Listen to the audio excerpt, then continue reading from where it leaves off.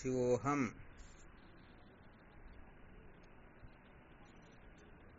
शिवोहम। श्री गुरु चरणों में साक्षात दंडवत प्रणाम। कोटि कोटि प्रणाम स्वामी जी आपके चरणों में। शिवोहम। प्रणाम स्वामी जी। शिवोहम। शिवोहम। शिवम गुरुदेव शिवम। हाँ शिवोहम। शिवम चरण स्पर्श। शिवोहम। हमारे सतगुरु ने कोटि कोटि प्रणाम बाबू जी। शिवोहम। शिवोहम। प्रणाम। में साष्टांग दंडवत प्रणाम। शिवोहम। शिवोहम। जय हो गुरुदेव आपकी जय। प्रणाम गुरुदेव जी आपके चरणों में। शिवोहम। स्वामी जी के चरणों में साष्टांग प्रणाम। शिवोहम। प्रणाम गुरुदेव शिवोहम। शिवोहम। स्वामी जी के चरणों में कोटि कोटि प्रणाम। शिवोहम। श्री गुरुदेव के चरणों में साष्टांग दंडवत प्रणाम। शिवोहम। शिवोहम।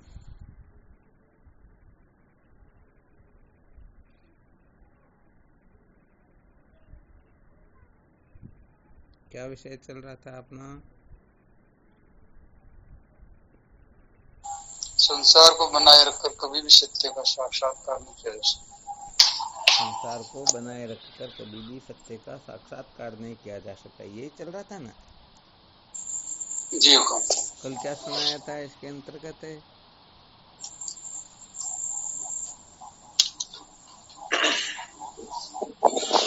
हाँ जी, आत्मा अविनाशी है, इसके बारे में काफी व्याख्या की थी।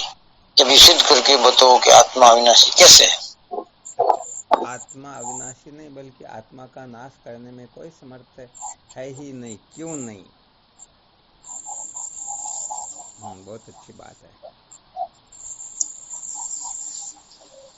क्या निर्णय निकला था फिर?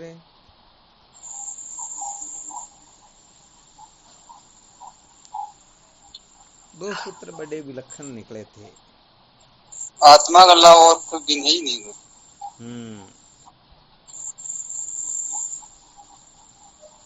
आत्मा के आत्मा से अलावा उसमें कोई कोई वस्तु हो तो वह वस्तु आत्मा का नाश करने में समर्थ हो सकती है, परंतु आत्मा से बिन कोई वस्तु है ही नहीं, इसलिए आत्मा का नाश कभी हो सकता ही नहीं। एक तो ये बहुत अच्छा सूत्र बताया था।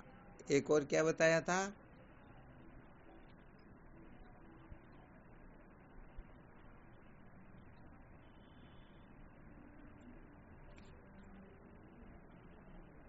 गुरुदेव जिसका आदि और आदि नहीं है उसका अंत भी नहीं है। अर्थात जिस वस्तु की उत्पत्ति होती है उसी का नाश होता है, जिसकी उत्पत्ति नहीं होती उसका नाश भी नहीं होता है। तो यहाँ पर आत्मा की उत्पत्ति नहीं होती है, इसलिए आत्मा का नाश भी संभव है ही नहीं।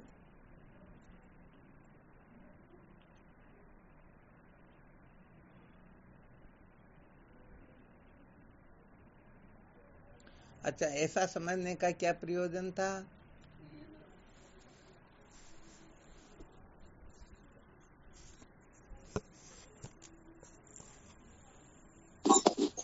अपन खुद भी अविनाशी है, ये विचार करने के लिए कुछ दृढ़ विश्वास हो जाए कि अपना नाश नहीं होता, आत्मा का नाश नहीं होता। हम आत्मा है, हमारा आत्म स्वरूप है, तो हमारा भी कुछ नाश होता नहीं। नाश होने वाली शरीर वगैरह यही है। बहुत बहुत धन्यवाद, बहुत अच्छी बात है। अपना विषय चल रहा था स्वधर्म और परधर्म के बारे में।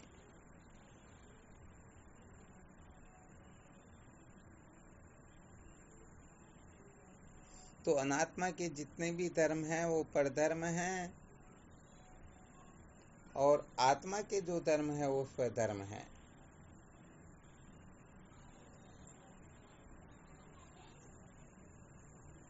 हमें आत्मा के स्वरूप को धारण करना चाहिए या अनात्मा के स्वरूप को? आत्मा के रूप स्वरूप को। पर धर्मो भयावह है, दूसरों के धर्म को धारण करने से भय होता है, ये पहले ही सिद्ध करके बता दिया।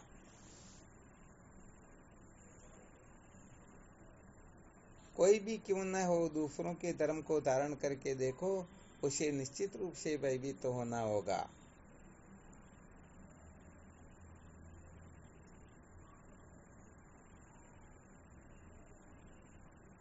कैसे सिद्ध करके बताओ?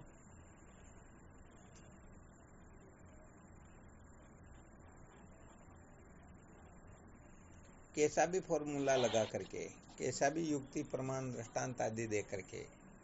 स्वामी जी के चरणों में कोटि कोटि प्रणाम। हाँ शिवो हम।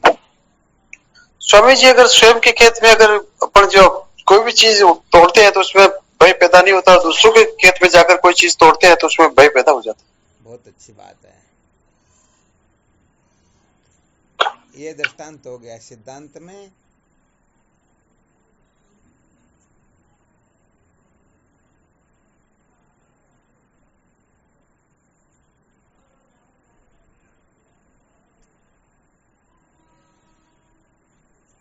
स्वामी जी के चरणों में साष्टांग दंडवत प्रणाम।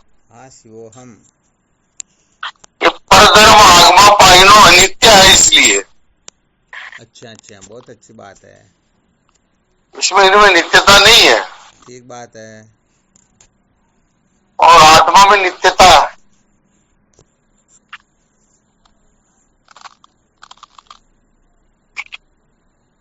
ये अनात्मा के जो धर्म है ये आगमा पाई है ना? हाँ, आगमा पाई और अनित्य। आगमा पाई और अनित्य क्यों है? क्योंकि इनकी उत्पत्ति भी होती है और अनात्म पदार्थ स्वयं ही आगमा पाई और अनित्य है। जो वस्तु नित्य होती है उसके धर्म भी अनित्य ही होंगे, और जो वस्तु नित्य होती है उसके धर्म भी नित्य ही होते हैं जी। कहने का मतलब यहाँ पर कोई है तो बहुत बड़ा सेठ और अपने को कंगाल समझने लगे तो बस में बैठते समय भी डरेगा ना, वो किराया कहाँ से देंगे।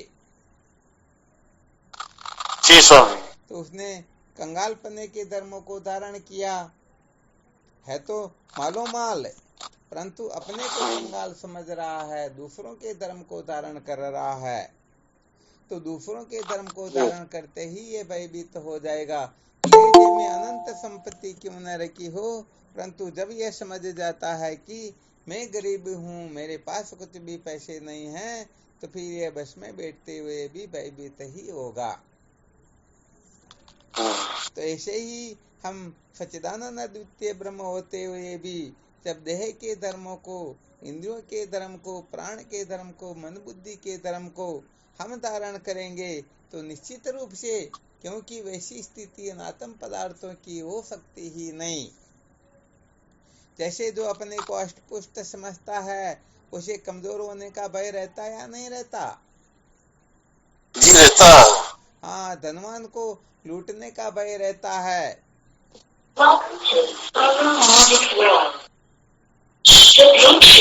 होता उसके रूप छीनने का उसको भय सदा बना रहता या नहीं रहता? रहता। एक राजा को भय बना रहता या नहीं रहता, कोई कभी युद्ध न कर दे? हाँ, उसका राज्य छीन जाए।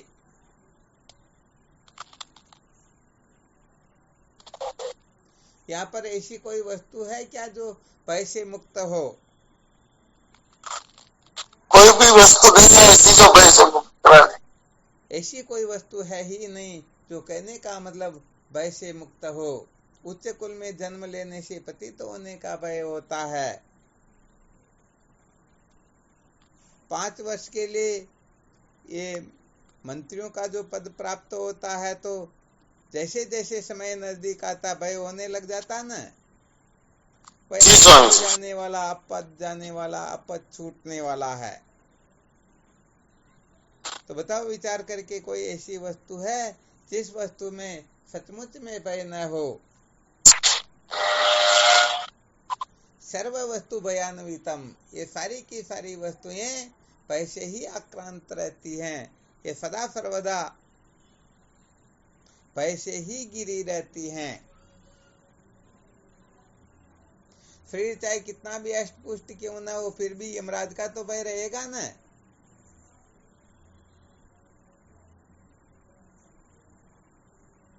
जी महाराज जी। तो ऐसे ही इस संसार के अंतर्गत कहाँ तक कहा जाए, किसी को स्वर्ग का राजा इंद्र जैसा पद प्राप्त क्यों न हो जाए, फिर भी इंद्र का पद भी स्थायी है क्या? नहीं जी। अरे ब्रह्मा का पद भी स्थायी नहीं है तो इंद्र का पद कहाँ से स्थायी हो जाएगा? ये भी डरते हैं कि बस समय आने वाला है, हमारी उम्र पूरी होने वाली है, ये पद नष्ट होने वाला है। तो बताओ, आत्म तत्व के सिवाय ऐसी कोई वस्तु है जो निर्भय हो? नहीं है जी।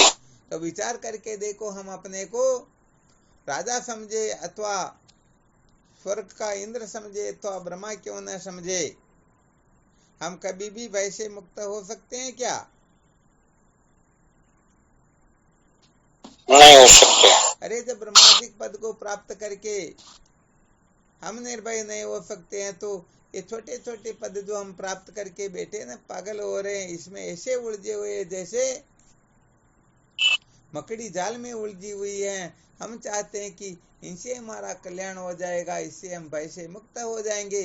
अरे पिता पुत्र भाई पति आदि बन करके, माँ बहन बेटी पत्नी आदि बन करके कोई निर्भय हो सकते हैं? नहीं हो सकते सो। हाँ, सचमुच में हो सकते ही नहीं, क्योंकि ये सारा का सारा नष्ट होने वाला है। ये सारा का सारा आगमापाई है, सारा का सारा नित्य है। विकारी होने के कारण सच बात कही जाए तो स्वतंत्र सत्ता शून्य होने से इनकी सत्ता ही नहीं, फिर भी हम इनको सत्तावान समझ करके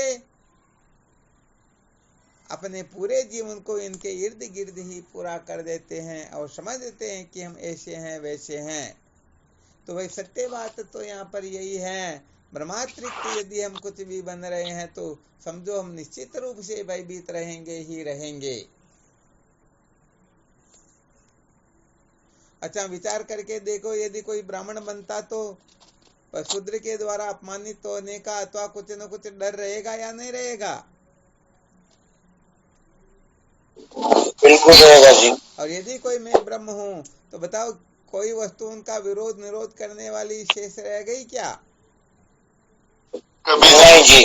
अरे ब्रह्म का विरोध कौन करे, क्योंकि ब्रह्म के सिवाय कुछ है ही नहीं, अथवा सब ब्रह्म ही ब्रह्म है। ऐसी अवस्था में ब्रह्म का विरोध निरोध करने की सामर्थ्य किसी में है क्या?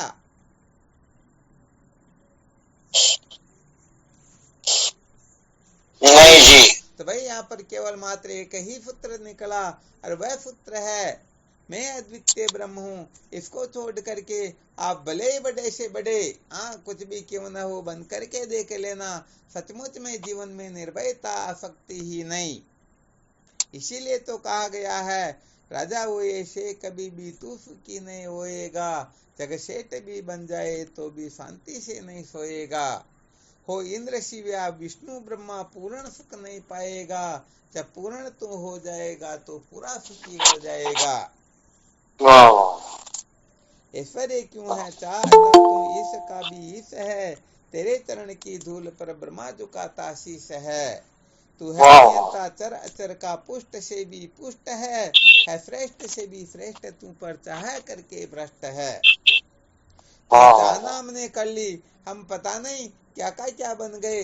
तो सच्ची बात यही है, कुछ भी बन करके देख लेना, सचमुच में कभी भी निर्भयता जीवन में आ सकती ही नहीं, क्योंकि केवल और केवल मात्र ब्रह्म पद ही ऐसा पद है जो समस्त भयों से विनिर्मुक्त है। वहां पर दाल काल की दाल नहीं गलती है, वहां तक किसी की पहुंच है ही नहीं, उसका नाश संभव ही नहीं है। इसलिए जो ब्रह्म के सिवाय कुछ भी बनेगा, निश्चित रूप से अंत में रोने पछताने की सिवाय कुछ भी मिलने वाला है ही नहीं।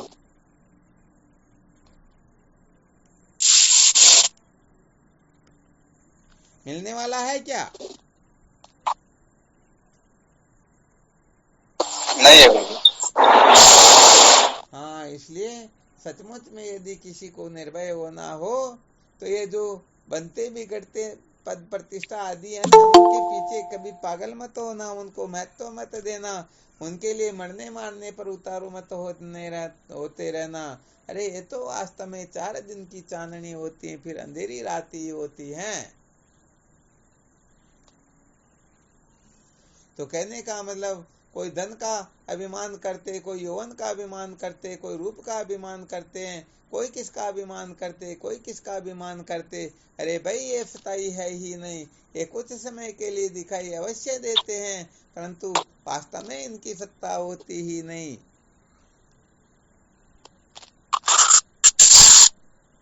तो संसार में देख लेना अच्छी तरह से, ऐसी कोई वस्तु है ही नहीं जो निर्भय हो, और जो स्वयं ही निर्भय नहीं है तो दूसरों को क्या निर्भय बना सकती है। इसीलिए सचमुच में जो सच्चे साधक होते हैं वो बनने से पहले क्या होते हैं, बिगड़ने के बाद में क्या रहते हैं, बस उसी में आस्था करते हैं, उसी की खोज करते हैं, उन्हीं का सम्यक प्रकाश से अन्वेषण करके वो सदा के लिए कृतार्थ हो जाते हैं। बाकी तो ये बेचारे भोले जीव ये जन्मने मरने वाली वस्तुओं के चक्कर में ही पड़े रहते हैं, और उन्हीं को अपना स्वरूप समझते हैं और उसी के लिए अपना पूरा जीवन बर्बाद कर देते हैं। उनको अच्छी तरह से पता होता है कि सचमुच में यहाँ शांति मिलती नहीं, फिर भी कहने का मतलब लगे रहते हैं कि नहीं नहीं, आज नहीं तो कल, कल नहीं तो परसों, कभी न कभी तो मिलेगी ही मिलेगी।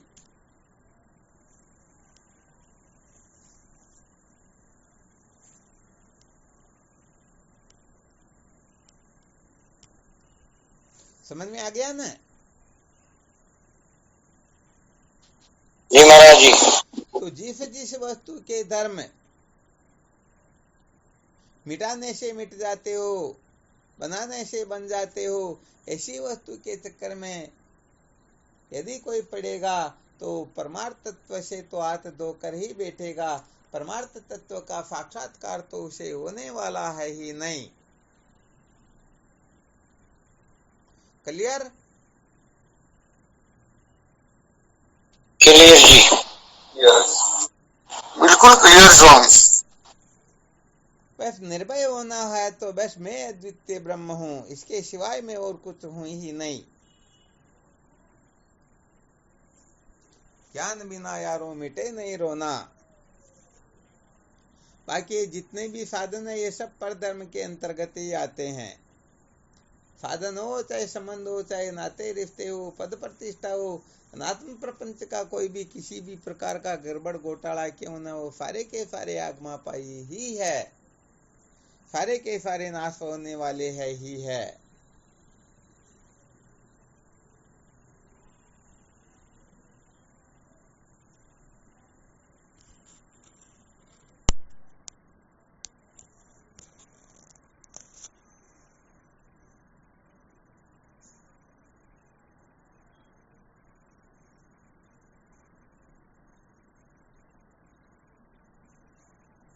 अब देख लो भाई, यहाँ पर तो ये निर्णय करके सुना दिया, अब अपने को किनको महत्व देना है। तो कम से कम यहाँ पर जो अपनी महत्व बुद्धियां बैठी हुई हैं ये थोड़ी शिथिल तो होने लग जाए, और कुछ भी नहीं हो तो भी।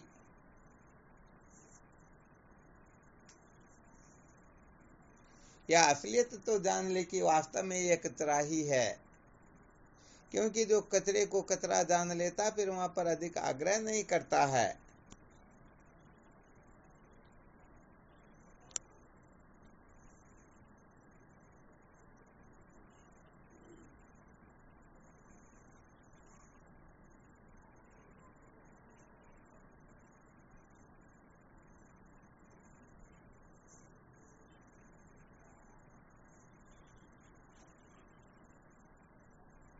देखो वेदांत का सिद्धांत कितना स्पष्ट है,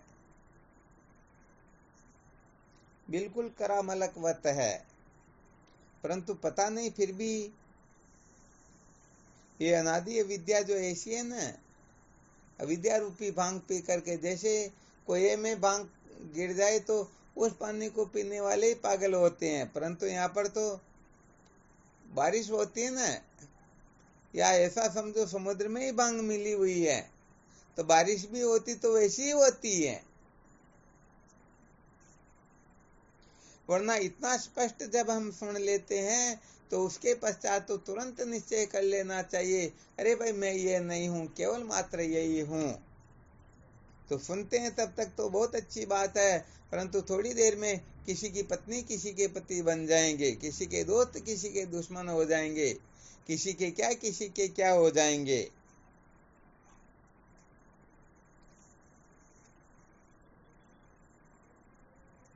तो ये वेदांत सिद्धांत ग्रंथों में जैसे 2 और 2 4 होते हैं, ऐसे ही अकाट्य युक्तियों के द्वारा सिद्ध करके बताया गया है। इसलिए यहाँ पर किसी को स्वप्न में भी संशय करना ही नहीं चाहिए।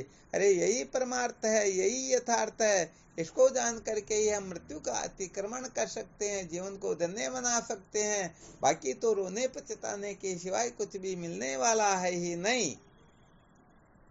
तो भाई देख लो, आज समझो या कल, बेगा समझो या मोड़ा, कल्प कल्पांतर के बाद में भी समझेंगे तो ये समझेंगे तभी जीवन सार्थक होगा। तो ये सब अपने हाथ की बात होती हैं। आज ही अपने आपको धन्य बनाना है अथवा कल्प कल्पांतरों तक इस संसार अरण्य में अपने आप को भटकाना है।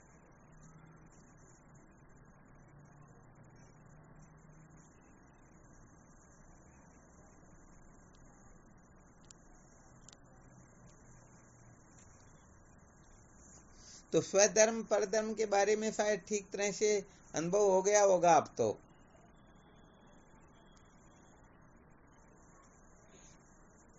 जी महाराज जी। जिस धर्म की न उत्पत्ति होती है न नाश होता है, जिन धर्मों को हम छोड़ना चाहिए फिर भी जो छूटता ही नहीं उसे स्वधर्म कहते हैं, और जिस धर्म को बनाए रखना चाहिए फिर भी वह बना रहता ही नहीं उसे परधर्म कहते हैं। तो इस दृष्टि से देखा जाए तो आत्मा के सिवाय जितनी भी वस्तुएं हैं, इनके सारे के सारे धर्म आगमा पाई है, बनने बिगड़ने वाले हैं। इसलिए अपना चित्त इन बनने बिगड़ने वाली वस्तुओं के पीछे बर्बाद नहीं करना है, अपने को उस आत्म तत्व का साक्षात्कार करना है जिसको जान करके हम सदा सदा के लिए कृतार्थ हो जाते हैं। ऐसे यही जीवन का सार होता है।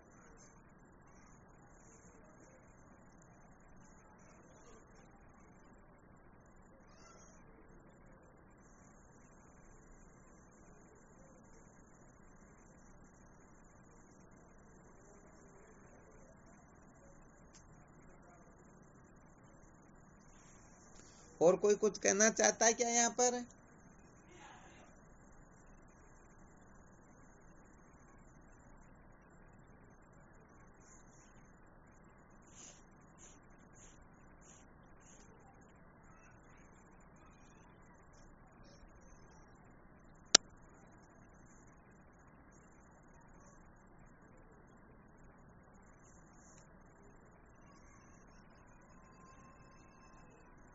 आप कोई कुछ कहना चाहते हो तो बोलो। हाथ उठाया तो कुछ कहने की इच्छा हो तो कह सकते हो।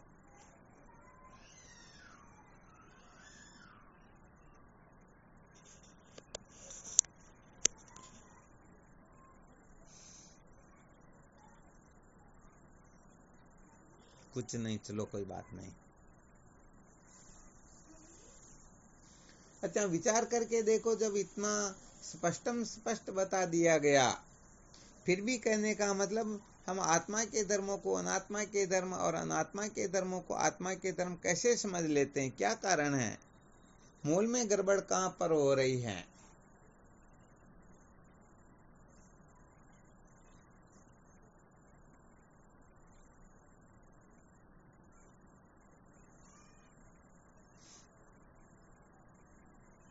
कौन बताएंगे मूल में कहाँ गड़बड़ हो रही है?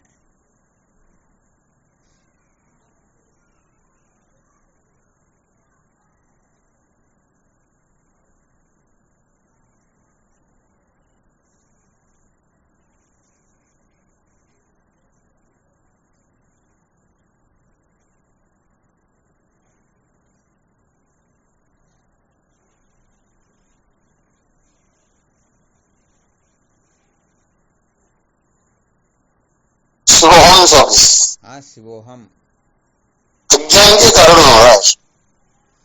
हाँ, वो अज्ञान का स्वरूप बताओ। अज्ञान इस रूप में प्रकट होकर के अपने को इधर उधर कर रहा, नाम रूप के चक्कर में पड़े रहते हैं। हाँ, ये बहुत धन्यवाद। देखो समीप आए और बहुत अच्छी बात है।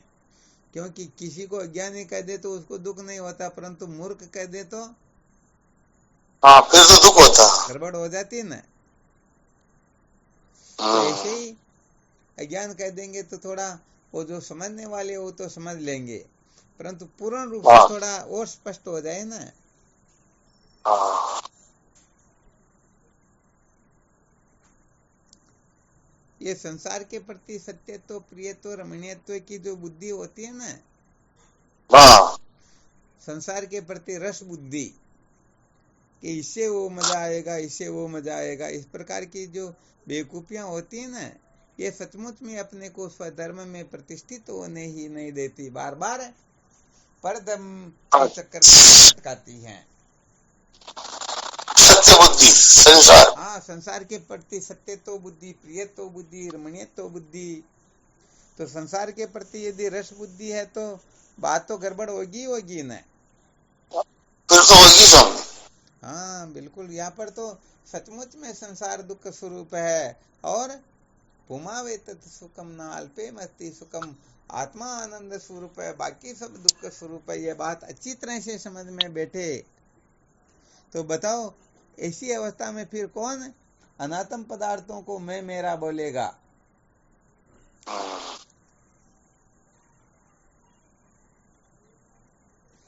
व्यवहार काल में ऐसे होता है ना, जब व्यवहार होता तो व्यवहार में देह, इंद्रिय, मन, प्राण ये यूज होते हैं, तो इन्हीं के घरों में काम आते रहते हैं, भोगों उसी में आदमी होना रहता है। बिल्कुल सत्य वचन, ज्यादातर तो व्यवहार काल में रहते हैं ना। बिल्कुल सत्य। 1-2 घंटे व्यवहार काल का मतलब होता बहिर्मुख ही रहते हैं, और जो बहिर्मुख रहता है करते हैं, बाकी 22-23 घंटे तो व्यवहार भी होता है। बिल्कुल सत्य है। व्यवहार में मन, इंद्रिया, बुद्धि, प्राण ही काम आते हैं, और ये काम आते हैं तो उन्हीं की तरफ लगाव होता है। बिल्कुल सत्य है, तो इसलिए वो छोड़ते नहीं। ठीक बात है,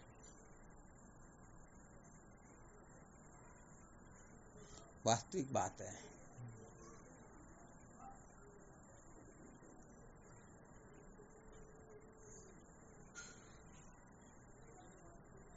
कुल मिलाकर के व्यवहार को जितना महत्व देना चाहिए उतना न दे करके उसे 1000 गुना महत्व दे दिया। अपने को कुल मिलाकर के वो एक छोटा सा दृष्टांत पहले बताया करते थे ना, गाड़ी से एक शक्कर की बोरी गिर गई तो कुछ पशु पक्षी गए तो उनको जितना चाहिए था खा लिया, खा करके उड़ गए। तो ये बहुत सारे गए तो उनको जितना आवश्यक था वो अपना अपना काम किया और चलते बने, परंतु अकस्मात उधर से एक मनुष्य चला गया तो उस बोरी को सिर पर रख करके अपने घर पर ही ले चला गया, तो हो गई ना गड़बड़। तो संसार को जितना महत्व देना चाहिए उसे ज्यादा महत्व दे देते हैं तो पक्के संसारी हो जाते हैं। अब संसार को महत्व तो केवल मात्र इतना ही देना होता है जैसे टॉयलेट में जाकर के अपना काम करना हो, परंतु हम तो बहुत ज्यादा महत्व दे देते हैं, बहुत ज्यादा महत्व दे देते हैं, तो फिर सारी की सारी स्थितियां अनात्म प्रपंच में ही हो जाती हैं। उसी को हम में मेरा समझने लग जाते हैं, उसी को सत्य प्रिय रमणीय समझने लग जाते हैं, उसके बिना हम रह सकते ही नहीं, ऐसी भावनाएं हो जाती हैं। देख लेना, जिन पदार्थों में हमारी ममता ममता हो, थोड़ी देर के लिए भी आंखों से ओझल हो जाए तो उछल उछल करके गिरेंगे। तो क्या हुआ, ये पदार्थ जो है हमने इनको सत्य प्रिय रमणीय समझ लिया, इनको अपना स्वरूप समझ लिया। तो कुल मिलाकर के विवेक न होने से तो यथार्थ निर्णय नहीं कर पाते हैं। हाँ, ये एक प्रतिबंधक ये भी है ना भाई, अविचार। हाँ, ये अविचार तो ज्ञान का सबसे बड़ा प्रतिबंधक है। हाँ, सारे प्रतिबंधक कट जाए परंतु विचार जागृत न हो तो भी ज्ञान नहीं होता है। और ये विचार तभी जागृत होता है जब 4 प्रकार की कृपा प्रकट हो। जिनके ऊपर 4 प्रकार की कृपा होती है, सचमुच में उसी के हृदय में ये विचार जागृत होता है। और फिर 4 प्रकार की कृपाओं के लिए तो पहले बहुत सारा मंथन कर चुके हैं। इनकी कृपा कैसे प्राप्त की जाती है, इनका रहस्य बड़े विलक्षण ढंग से समझना होता है, तब जाकर के विचार उदय होता है। और जिनके हृदय में विचार उदय होता है वही अविद्या के बंधन से पूर्ण रूप से मुक्त हो पाता है। तो ये साधकों के सब असली रतन धन है। असली धन साधकों का यही है कि 4 प्रकार की कृपा कैसे प्राप्त हो, अर्थात विचार कैसे उदय हो। क्योंकि विचार उदय होने का जो संकल्प दृढ़ हो जाएगा तो निश्चित रूप से 4 प्रकार की कृपा प्राप्त करने में वो पीछे हटेंगे ही नहीं। और किसी को विचार की आवश्यकता ही नहीं, अविचार को ही विचार समझ करके बैठे हुए हैं। तब उनको कौन सी 4 कृपा, 3 कृपा, 2 कृपा, 1 कृपा, किसी की आवश्यकता होगी क्या?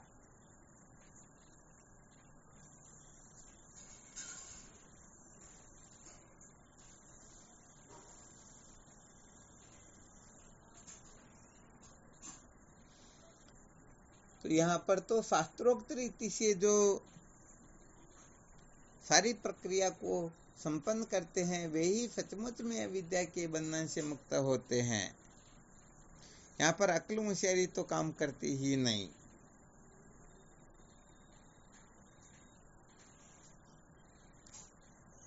अब 4 प्रकार की कृपा तो चाहते हैं, परंतु सबसे पहले स्वयं की कृपा की आवश्यकता होती है। चाहे ईश्वर की कृपा प्राप्त करना हो तो भी स्वयं कृपा करेंगे तभी ईश्वर कृपा कर पाएंगे। स्वयं कृपा करेंगे अपने ऊपर तभी वेद भगवान कृपा कर पाएंगे। और स्वयं हम अपने ऊपर कृपा करेंगे तभी गुरुदेव कृपा कर पाएंगे। तो हम अपने ऊपर तो कृपा करते नहीं, ठीक को ठीक और कचरे को कचरा समझते नहीं, कचरे के पीछे पागल होकर के दौड़े जा रहे हैं। अब अपनी तो कृपा है ही नहीं, तो उनके ऊपर सचमुच में बाकी की कृपाएं कैसे उदय हो सकती हैं क्या? नहीं हो सकते। संसार के स्वरूप को बहुत बहुत अच्छी तरह से समझना होता है। ठीक ठीक प्रकार से समझे बिना सचमुच में कोई कृतार्थ हो सकता ही नहीं। तो देख लेना अपनी कृपा में क्या क्या आता है, सचमुच में हम अपने ऊपर कृपा करते हैं या नहीं। अर्थात अविद्या के बंधन से कल्प कल्पांतरों के पश्चात भी यदि कोई छुड़ाने वाला होगा तो स्वयं ही होगा। हम स्वयं चाहेंगे तब ही छूट पाएंगे। तो सबसे पहले देख लेना चाहिए कि हम सचमुच में अविद्या के बंधन से मुक्त होना चाहते हैं या नहीं। यही तो स्वयं की कृपा है। और मुक्त होना चाहते तो इसके लिए क्या क्या तैयारी होनी चाहिए, तैयारी करेंगे ना फिर। तो भाई यहाँ पर तो देव वासना, लोक वासना, इन सबको जलाकर भस्म करना होता है। काम, क्रोध, लोभ, मोह, मद, मत्सर, इनसे ऊपर उठना होता है। भगवान कृष्ण ने भगवद गीता के 13वें अध्याय के 7वें श्लोक से लेकर के 11वें श्लोक तक जिन 20 सूत्रों का निरूपण करते हैं वो सारे के सारे सूत्र अपने भीतर ठीक प्रकाश से विद्यमान होने चाहिए। इसे ही तो स्वयं की कृपा कहते हैं। सच्ची बात है, स्वयं कृपा नहीं करोगे तो कोई कृपा करने वाले है ही नहीं। न तो ईश्वर कृपा करने वाले हैं, न वेद भगवान कृपा करने वाले हैं, न गुरुदेव कृपा करने वाले हैं। इसलिए स्वयं कृपा करो। स्वयं कृपा करोगे तो बाकी ये सब कृपा करने पर मजबूर हो जाएंगे। और स्वयं कृपा नहीं करोगे तो ये कृपा करते हुए भी कृपा कर नहीं पाएंगे। क्योंकि रूई को पानी में डुबो करके फिर कोई जलाने की चेष्टा करे तो वो जलती ही नहीं है। बिल्कुल क्लियर ना?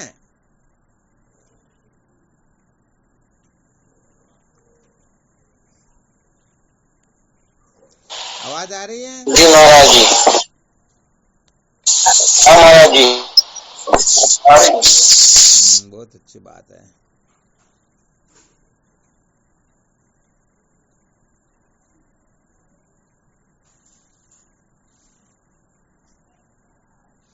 यहाँ पर तो भाई विशेष रूप से सावधान रहना होता है।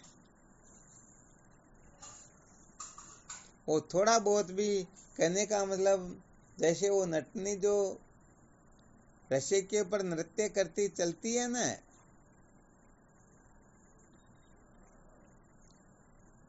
यदि वह संसार के लोग हंस रहे, रो रहे, क्या कह रहे, क्या कर रहे, ऐसा यदि वो देखने लग जाए तो रस्से से गिर जाएगी ना। बिल्कुल गिर जाएगी। तो वैसे ऐसे ही साधक ये लोक वासना देह वासना के चक्कर में पड़े रहेंगे तो निश्चित रूप से गिर जाएंगे। इसलिए लोग क्या कहते हैं, इसको सबसे पहले अच्छी तरह से दिमाग से निकालना होता है। जिनके दिमाग से ये कचरा निकलने लग जाता तो संत महापुरुषों को पता लगने लग जाता कि भाई ये इस जगह पर सचमुच में पास होने लग गया, अब इस पर निश्चित रूप से कृपा करनी होगी।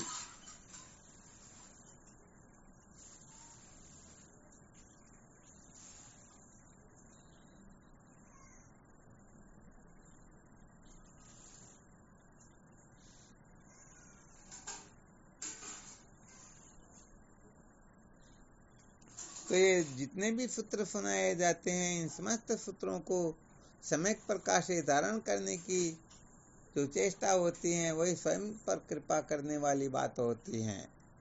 स्वयं पर कोई कृपा कर रहा या नहीं कर रहा, तो ये सारे के सारे फॉर्मूले यदि कोई अपने हृदय में धारण करने लग जाए, इनको महत्व देने लग जाए, इसके अनुसार अपने जीवन को बनाने लग जाए, तो समझ लेना चाहिए कि ये सचमुच में इस प्रकार का बनना चाहता है, सचमुच में अविद्या के बंधन से मुक्त होना चाहता है। बाकी तो सच्ची बात है, मौज मस्ती मनोरंजन मात्र ही होता है। तो ये तो कितनी स्पष्ट करके बता दी। अब तो अपने को ही कुछ न कुछ करना होगा ना। बिल्कुल करना होगा। हाँ, अपने लिए काम क्रोध लोभ मोह मद मत्सर से कोई दूसरा नहीं, ऐसा नहीं कि वो दूसरा छूटेगा और अपना काम हो जाएगा, ऐसा कोई कर सकता है क्या?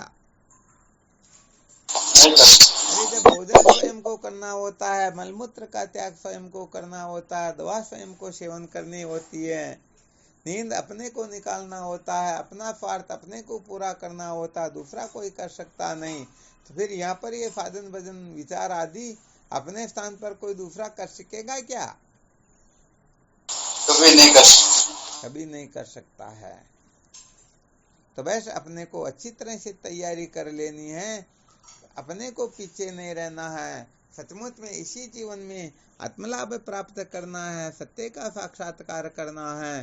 तो इसके लिए जो जो तैयारी चाहिए तुरंत, हाँ, आगे पीछे नहीं सोचना चाहिए कि ऐसा करने से क्या होगा क्या नहीं होगा। जो परिणाम का विचार कर लेते हो कभी आगे बढ़ सकते ही नहीं। इसलिए भाई या तो संसार छूटेगा या सत्य का साक्षात्कार छूटेगा, दो में से एक छूटेगा। अब अच्छी तरह से मंथन करके देख लेना किस चीज के छूटने से फायदा और किसके छूटने से नुकसान है।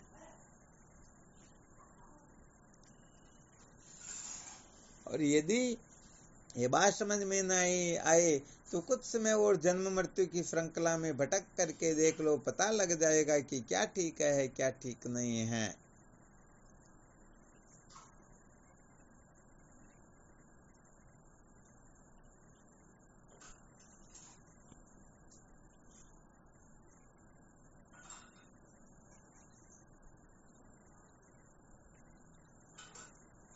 बिल्कुल क्लियर? बिल्कुल क्लियर। हाँ, तो बस करो इस प्रकार का चिंतन मनन और अपने को शूरवीर बनाओ, सचमुच में अपने को योग्य बनाओ। जिस समय योग्यता प्रकट हो जाएगी समझो हम उसी समय निहाल हो जाएंगे। और योग्यता प्रकट नहीं हुई तो सचमुच में कोई बात है ही नहीं, कुछ भी फायदा होने वाला है ही नहीं।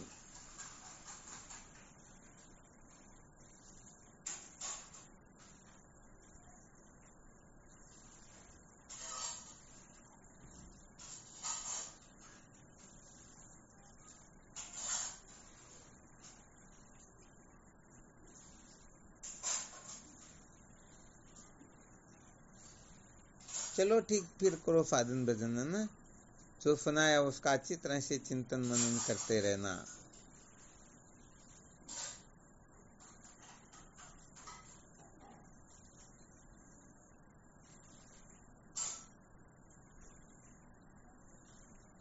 ठीक शिवोहम।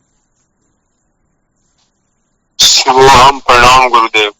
शिवोहम।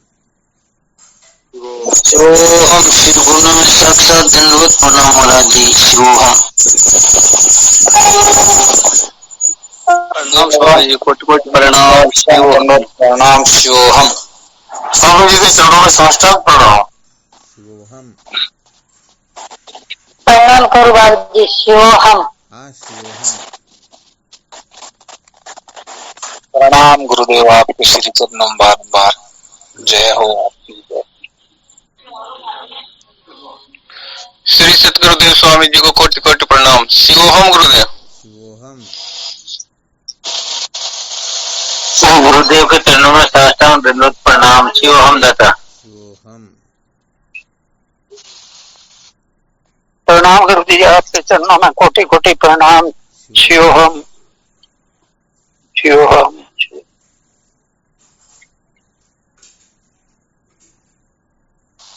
प्रणाम गुरुदेव। शिवम गुरुदेव। शिवम। हाँ शिवोहम। शिवम गुरुदेव। शिवोहम। नमस्कार।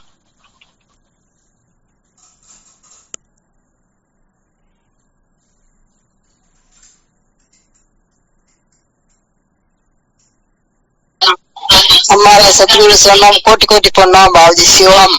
हाँ शिवोहम। सतगुरुदेव के चरणों में कोटि कोटि प्रणाम। शिवोहम।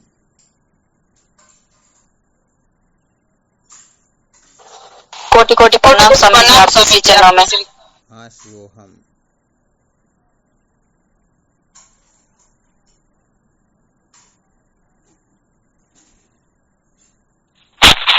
प्रणाम गुरुदेव, आपके चरणों में बारंबार प्रणाम। शिवोहम। प्रणाम गुरुदेव। शिवोहम। शिवोहम।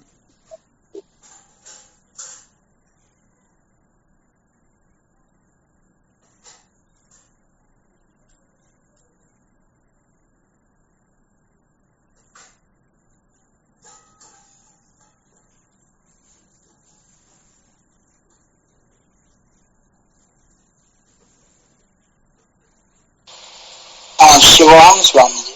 हाँ शिवोहम।